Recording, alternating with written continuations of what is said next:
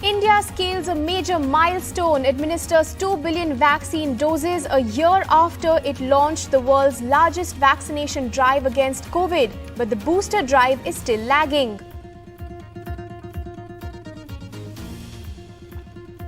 An Indigo aircraft from Sharjah to Hyderabad makes a precautionary landing in Karachi, the second aircraft to land in Pakistan in 2 weeks. The flight has now safely landed back to Hyderabad. Passengers laud the pilot for timely decisions. The opposition pits former Union Minister Margaret Alva against BJP's Jagdeep Dhankar in the vice presidential elections. The announcement was made by Nationalist Congress Party Chief Sharad Pawar after an opposition meeting. The monsoon session of Parliament to begin Monday. Opposition plans to bring up Agnipath scheme and China's transgressions. The Delhi Chief Minister's Singapore visit yet to be cleared by the centre. Arvind Kejriwal's strong message to the Prime Minister. He says you cannot block a Chief Minister from attending a global conclave.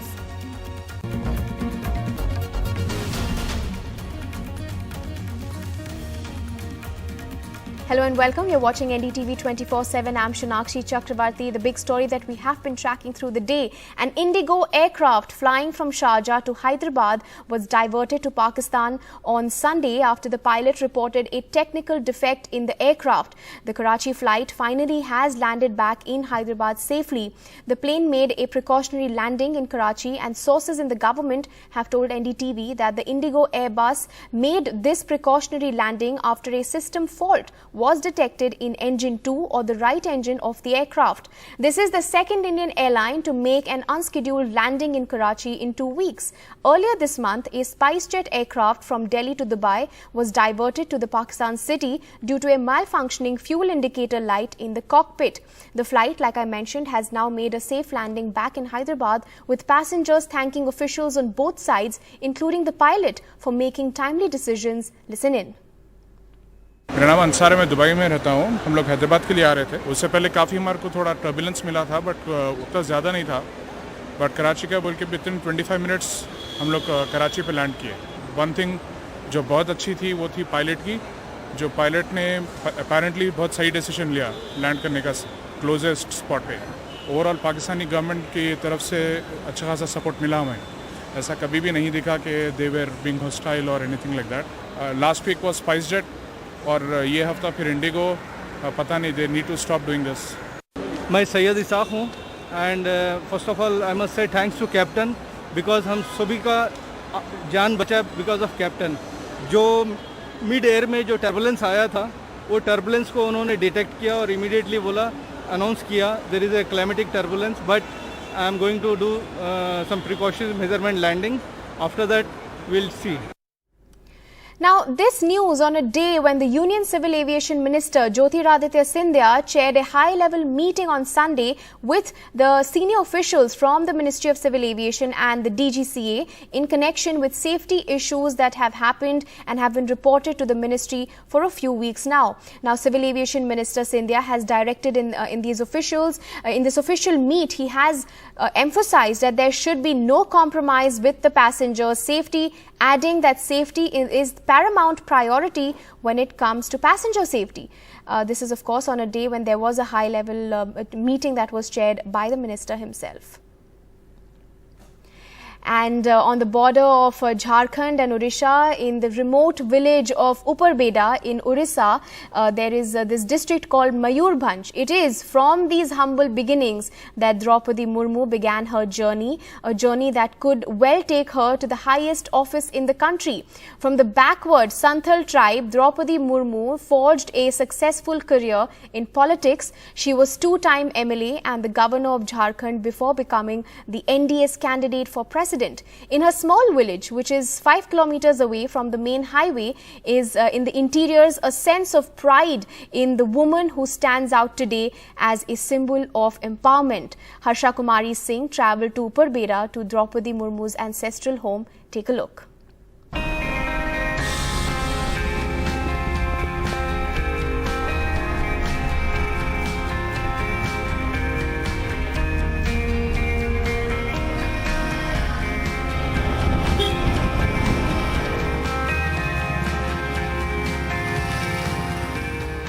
On the border of Orissa and Jharkhand is this small village called Upparbeda.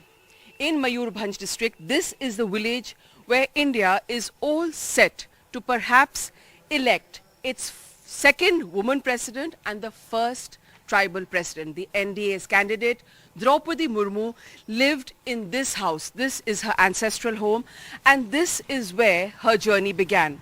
From the Santhal tribe, it's been a remarkable journey for a young girl who started off her life. She was the first girl to go to college from her village. Two-time MLA, she's also been governor of Jharkhand. Interestingly, some relatives of Droupadi Murmu still live in this house. Her father's younger brother's son and neighbors, who are of course delighted that somebody from their family, from their community is probably going to make it to the highest office in the country. Now I have with me here, he is her father's younger brother's son and the daughter-in-law of the family. Let me begin by asking him, आपका नाम बताइए. भक्तबंधु टुडू. आप द्रौपदी मुर्मू जी के क्या लगते हैं? भाई लगते हैं. तो आज सब लोग कल देख रहे हैं, कल वोटिंग होने वाला है, वोट डालेंगे कि सबसे पहले जो प्रेसिडेंट बनने वाला है. संथाल जो आदिवासी लोग हैं, संथाल लोग में से किसी का प्रेसिडेंट बनना एक बहुत बड़ी बात है. आप लोग खुश तो होंगे ही, लेकिन और क्या कहना चाहेंगे इसके बारे में? खुश तो बहुत खुशी लग रहा है. तो हम लोग का जो संथाल परिवार से ये है तो और द्रौपदी मुर्मू जी तो आपका तो निजी बहन भी है ना? हाँ. तो आते हैं दीदी, आपसे मिलते हैं? मिलते हैं. हाँ. तो जनवरी महीना को आए थे यहाँ, मिल के बातचीत करके और गए. हाँ. आपके पास एक फोटो भी है उनका, जरा दिखाएंगे आप? So this is a neighbour here. आप उनका पड़ोस में हैं. क्या नाम है आपका? महेंद्र गिरी. महेंद्र जी, यहाँ पे लोग को क्या लग रहा है? जो द्रौपदी मुर्मू जी, देखिए पहली लड़की थी जिसने जाके कॉलेज किया है ना, गवर्नर रही हैं, एमएलए रही है, इतना छोटा सा गांव है. तो क्या लोग क्या सोचते हैं यहाँ पर? बहुत खुशी वो सोचते हैं. खुश है लोग. हाँ, और दूसरे लड़की लोग को भी लगता है कि हमको भी आगे करना चाहिए. हाँ? ये फोटो दिखाइए, क्या फोटो है, इसको बताइए, इसमें कौन कौन है? ये तो मैडम है, माँ है और छोटा भाई है. अच्छा, उनका छोटा भाई. हाँ, छोटा. कहाँ रहते हैं इनका भाई? अब भाई रारंगपुर में. रारंगपुर. हाँ जी. अब मैं एक महिला से पूछने चाहूंगी, उनके परिवार से हैं. जो लेडीज इतना अच्छा किया है आगे इनका परिवार से, आप उसके बारे में कुछ बोलिए. और दीदी, आपका क्या लगती है? और मेरा फुप्पू है. हाँ. दीदी, मैं उनका बहू हूँ. हाँ, हम लोग को बहुत खुशी लग रहा है. गांव के लोग भी बहुत खुश है. एक महिला राष्ट्रपति बनने के जा रहा है. आपका नाम बताइए? दुलारी टुडू. अच्छा दुलारी जी, ये जो है ये आपका बेटी है? हाँ. अच्छा, इससे मैं पूछूंगी. हाँ, आपका जो मम्मी का फूफू है आपका, हाँ, अगर वो राष्ट्रपति बनेंगे तो आप आगे क्या करोगे? हाँ. आपको लगता है वो देख के कि हम भी कुछ कर सकते हैं? हाँ. क्या करोगे? हम भी वैसे बनेंगे. तुम भी वैसे बनोगे? हाँ. चलो, वेरी गुड. आप बताइए, क्योंकि यहाँ पे एक छोटा सा गांव है, मतलब मयूरभंज का एक पिछड़ा हुआ इलाका माना जाता था. आज की डेट में अगर यहाँ से वो राष्ट्रपति बनती है तो बहुत एक गर्व की बात है. हाँ, बहुत गर्व की बात है. और देश के लिए भी गर्व की बात है, जो इतना छोटा गांव से निकलकर इतना बड़ा देश को संभाल रही हैं. तो आज की बेटी को तो गर्व तो होना चाहिए ना. और दूसरे लोगों को भी लगता है कुछ कि हम लोग भी मतलब आगे कुछ कर सकते हैं, क्योंकि वो यहाँ से बाहर जाके कॉलेज किया, उन्होंने पढ़ाई करी, फिर आगे जॉब किया, तो दूसरी लड़कियां भी आगे बढ़ सकती है. वैसे यहाँ पे लड़कियों का क्या है, अगर अभी पढ़ने में इंटरेस्ट है उनको, सबको? हाँ, सबका तो इंटरेस्ट है. अभी तो उन लोग का इंटरेस्ट भी बढ़ जाएगा ना, क्योंकि गांव से निकल के जा रही है तो दीदी सबको तो इंटरेस्ट लगेगा ही ना. वो लोग भी कुछ करने के लिए सोच लेंगे. ठीक है, आगे. आपका नाम बताइए? मेरा नाम विनय कुमार गिरी है. और आप पड़ोस में रहते हैं उनके? हाँ, पड़ोस में सामने में रहते हैं. सो initial reactions here from Droupadi Murmu's village. This is her ancestral home. This is where she grew up. And then, of course, the rest of it, we know that she moved away from here, did her college, she went on, she got married, then she picked up a job, a government job in a town close by. And after that, she became an MLA with the BJP, two-time MLA, governor, and now probably she is all set to become the next president of the country, and she will make history as probably the first tribal woman to become the president of this country. It's indeed a great honor for the people of this village, and especially for the people here in her home. In Uppar Beda village, with cameraman Gauri Prasad, Harsha Kumari Singh for NDTV.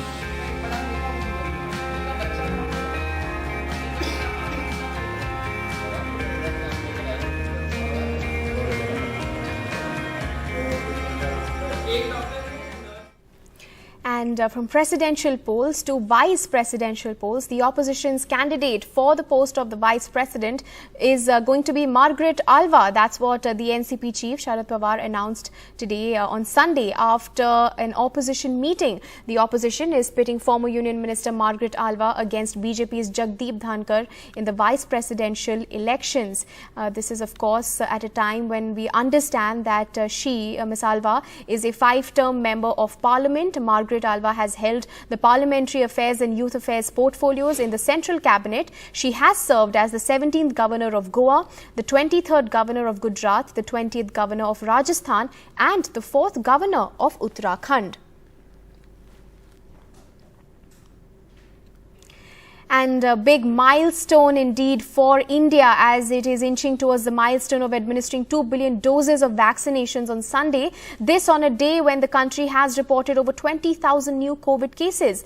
The COVID-19 vaccination drive started on the 16th of January last year, and it has taken 18 months for India to get to the 2 billion doses milestone. Health Minister Mansukh Mandavia said that India has set a new record by completing the target of 200 crore vaccinations in just 18 months. Heartiest congratulations to all the countrymen on this achievement. And in fact, my colleague Vishnu Shom spoke to Dr. N.K. Arora of the COVID Working Group. Listen in. Dr. Arora, so bottom line, now that you are offering it free, that you believe is going to be the decider. If it is available free of cost and available close by, yes, then people will get the vaccine, right? That's what you're sure about. Vishnu, what I would like to say that it is not only free. I think the more important thing, which is convenience and getting it right at the doorstep kind of a thing, because the public sector immunization centers are very widely spread. You will remember last year we have at 210,000 vaccination centers. But when we were restricting to only private centers, the number of centers were too less in the country. Now, I think with expansion of centers also, that will be also an accelerating force. So when you say doorstep, are you also talking about actual doorstep vaccination, sir? Yes. So that is also going on. Har Ghar Dastak is a program which is still going on. Let us see how we work beyond 31st July. There is another, we have learned from polio program, that giving immunization at various congregations. So whether it is Kamar Melas or other different kind of fairs, religious gatherings, railway stations, bus stands, so that this vaccine would be available now across in the way we had learned from polio, so that the coverage can be rapidly scaled up. माननीय प्रधानमंत्री श्री नरेंद्र मोदी जी के मार्गदर्शन में 16 जनवरी 2021 को शुरू हुए Covid टीकाकरण अभियान ने आज 200 करोड़ टीकाकरण का लक्ष्य पूरा कर लिया है। यह देश और देशवासियों के लिए गौरव की बात है। इतना मुश्किल लक्ष्य हमने मात्र 18 महीने में हासिल कर लिया है। मैं इस महान कार्य को सफल बनाने में जुटे हमारे सभी साथियों, विशेषकर स्वास्थ्य और टीकाकरण कर्मियों को हार्दिक धन्यवाद करता हूँ। Congratulations, India, for administering over 2 billion COVID-19 vaccine doses. This is yet another evidence of the country's commitment and efforts to minimize the impact of the ongoing pandemic. And the face-off continues between Delhi Chief Minister Arvind Kejriwal and the Prime Minister. Mr. Kejriwal has written to the Prime Minister urging the centre to give clearance for his visit to Singapore for the World Cities Summit. It is a global conclave, and he is writing in his letter, and I quote, that it is against the interest of the country to stop a Chief Minister from visiting such an important stage. This invitation is a matter of pride and honour for the country. Mr. Kejriwal's Aam Aadmi Party has also raised the matter at the all-party meeting held ahead of Parliament's monsoon session. The meet, convened by the Parliamentary Affairs Minister Prahlad Joshi, was held on Sunday. Kejriwal was invited for this meet back in June by Singapore High Commissioner Simon Wong and accepted the invite, but he is yet to receive permission for this visit. The Singapore government has invited us to present the Delhi model at a world conference. That's what Mr. Kejriwal wrote, and he continues to say that the Delhi model will be presented in front of many big leaders around the world. The whole world wants to know about the Delhi model. Now, interestingly, in 2019, the centre had withheld permission to Arvind Kejriwal for a similar visit, saying that it is unbecoming for a chief minister to participate in a meet meant for mayors. सबसे बड़ा मुद्दा संघीय ढांचे का है। एक राज्य के मुख्यमंत्री हैं अरविंद केजरीवाल जी, उनको सिंगापुर में सरकार के द्वारा, वहां की सरकार के द्वारा आयोजित वर्ल्ड सिटी सम्मेलन में जाने की अनुमति नहीं दी जा रही है। ये एक मुख्यमंत्री के अधिकारों का भी हनन है और संघीय ढांचे पर भी प्रहार है कि एक मुख्यमंत्री को आप सिंगापुर के अंदर हो रही वर्ल्ड सिटी सम्मेलन में जाने की इजाजत नहीं दे रहे हैं। क्यों? क्योंकि मोदी जी का फर्जी मॉडल है, केजरीवाल का असली मॉडल है, इसलिए आप उस मॉडल से डरते, केजरीवाल से डर रहे हैं कि उसकी चर्चा दुनिया के फोरम पे ना होने पाए। And more political news. A bench headed by Chief Justice of India, N.V. Ramana, will on Wednesday hear a clutch of petitions on the dispute between Maharashtra Chief Minister Eknath Shinde and Shiv Sena Chief Uddhav Thackeray, seeking disqualifications of rebel Shiv Sena MLAs. The Thackeray camp claims that the Eknath Shinde-led government is illegal until the top court decides on disqualifications, and the rebels claim they are the real Sena with an overwhelming majority of party MLAs. The Shiv Sena had on Tuesday requested the Maharashtra governor not to administer the oath to any minister in the Eknath Shinde government, saying that the legality of this decision to appoint Eknath Shinde as the chief minister is in question. Welcome back. An all-party meeting on the turmoil in Sri Lanka has been called on Tuesday evening with briefings by Union Ministers Nirmala Sitharaman and Dr. S. Jaishankar. The government has confirmed on Sunday, following appeals by the Tamil Nadu-based parties to intervene in this crisis. At a meeting of parties ahead of the monsoon session of Parliament, the DMK and the AIADMK demanded that India intervene in the neighbouring country, which is facing its worst ever economic crisis and emergency in 7 decades. And in the island nation of Sri Lanka, which is slowly emerging from unrest, marked 100 days of the protest, but 100 days of Gota Gogama is just the beginning, the protesters say.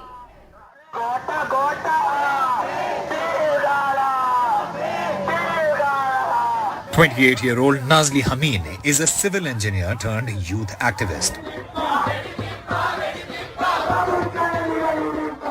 Frequent and unscheduled power outages at his apartment forced him onto the streets.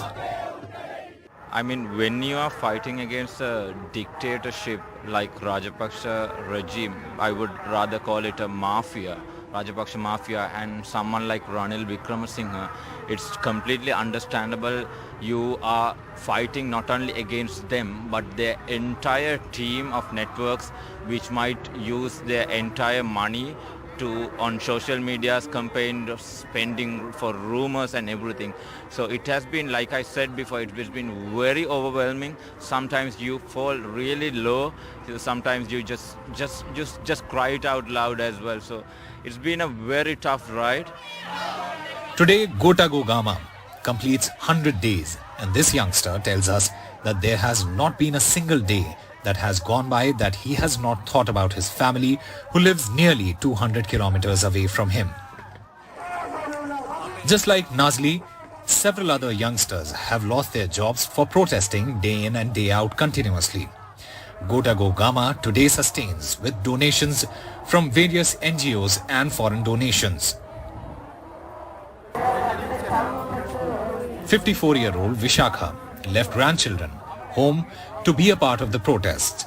Though she has taken part in several protests in the past, the Sri Lankan uprising is one of a kind, she says.